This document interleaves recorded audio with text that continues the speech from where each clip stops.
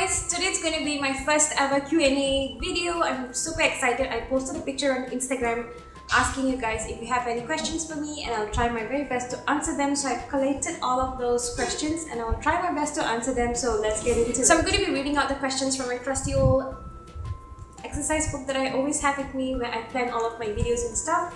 So the first question, Ria Pillai Kumar asked, well, who is your biggest inspiration and what are your favorite makeup brands that are hard to get in your country?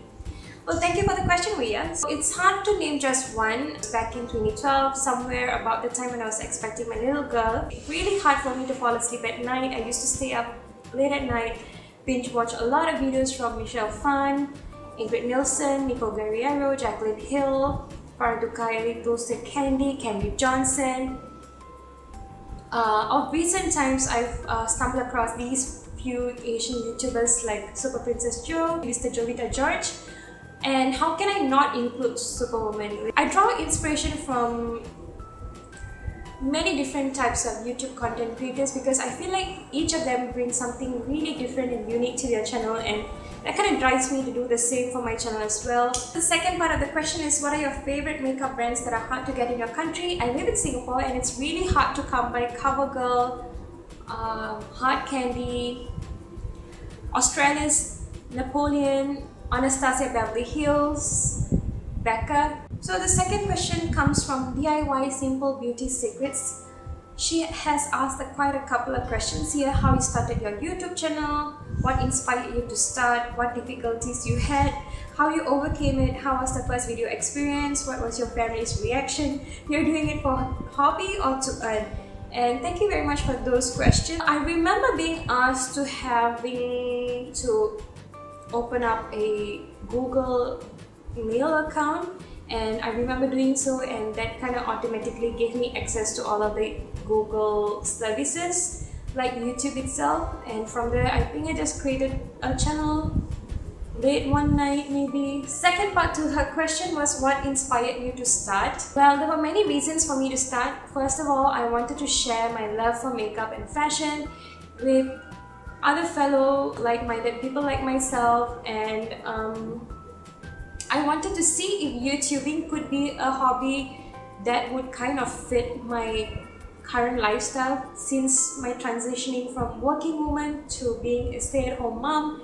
I felt like I needed a hobby to keep me sane. I found that my fluency of my English language kind of worsened from the time I got pregnant. I experienced pregnancy brain, and then once I had my little girl, I felt like I transitioned into a mommy brain, and for the most part, I felt like the postpartum attributes that come along with motherhood kind of exposed me to this sort of discomfort when I have with people, because I felt like I needed to pause a lot when I have conversations with others, because there's a lot of mental block. I do want to say some things, but I have them in here, and I had trouble transitioning them into the right words, and I always had a lot of pauses during conversations, and I really wanted to do something about it. It drove me nuts not being able to effectively speak to someone or convey what I wanted to say to them without pausing in between.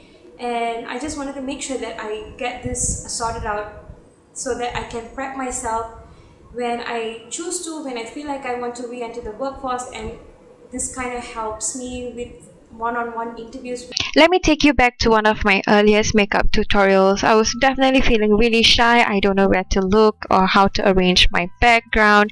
And for the most part, whenever I'm editing, when I just got into the editing part of my videos, I found myself to be looking really unattractive. And I used to think to myself, who's going to watch my videos? So it's a huge waste of time. I just kept reminding myself that I'm doing this for me and myself alone. My first video experience was awful. I remember recording my what's in my school bag video. I broke into an awful amount of sweat. I was very nervous. I wasn't sure what I want to say and where to look because I used my webcam. In the beginning, only my husband knew about my hobby. This has been a very cool and creative hobby, and I truly enjoy doing what I do, and I hope you too.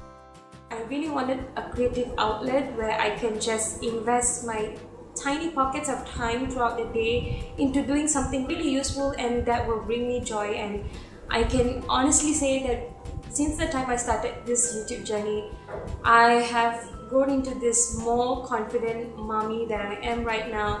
And this would not be possible without you guys, because you guys support me and encourage me, and you only have the nicest things to say about my videos, and I really appreciate each and every one of you guys out there. Okay, moving on to the next question. Omnis tells us, what does your YouTube channel name mean? Thank you very much for the question. My name is Shanti, and it's actually, I've named it after my little girl. My little girl's name is Leia. The next question comes from Parent Sidhu. I hope I said your name out right. I hope I didn't butcher it. And so she asks, what are your favorite makeup products for Indian skin tones? I would say that I have seen a good amount of extended variety of color selection, finishes, and ranges come from high-end makeup products like Urban Decay, MAC, Bobbi Brown, did I miss out? Makeup Forever as well. The next question comes from Kirtu, and she asks, how did you manage to know your ideal tone of foundation and concealer? Which suits your skin tone? Some suggestions on the type of foundation for different skin types. What I do usually, I'll pump a couple of shades onto the back of my hand, have my hand pressed against my chest and see which color actually looks the best, very close to my décolleté.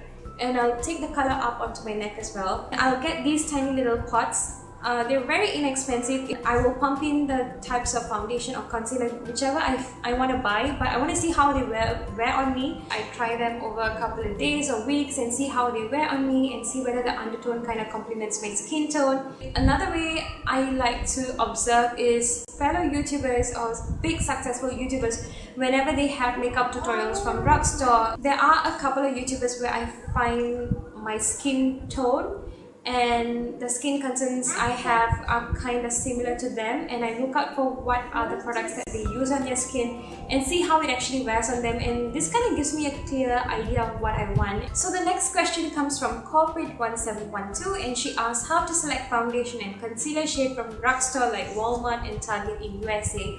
Thank you very much for that question.